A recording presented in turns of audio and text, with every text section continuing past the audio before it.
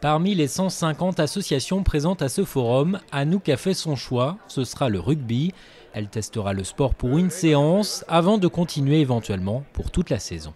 J'étais inscrite au TCS, donc au tennis, pendant quelques années et là, envie de changement. Une nouvelle recrue potentielle donc pour le Vendée Rugby féminin qui espère que la crise sanitaire ne viendra pas tout bouleverser encore une fois. On a eu 2 saisons très compliquées. Encore, j'ai envie de dire, on a été plus épargné que certains autres sports puisqu'on était un sport d'extérieur. Donc même si les compétitions ont été arrêtées, on a toujours à peu près pu maintenir quand même des entraînements avec des gestes barrières et en limitant évidemment les contacts. Donc on a continué à maintenir ce lien entre les joueuses.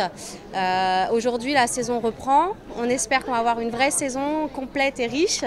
Et voilà, certaines ont un petit peu de mal à retrouver encore le chemin des terrains. Et si ce club de rugby a su maintenir ses effectifs, ce n'est pas le cas de nombreuses associations. L'an dernier, l'incertitude liée au confinement et les jauges instaurées pour limiter le nombre de personnes ont entraîné une chute du nombre d'adhérents. Ça s'est senti l'année dernière déjà, puisque nous n'avons pu accueillir que 151 personnes, mais bon, ça s'était senti. Et puis là, maintenant, les gens reviennent assez optimistes quand même et contents de revenir. Les associations espèrent aussi pouvoir organiser à nouveau des événements, source essentielle de financement pour elles.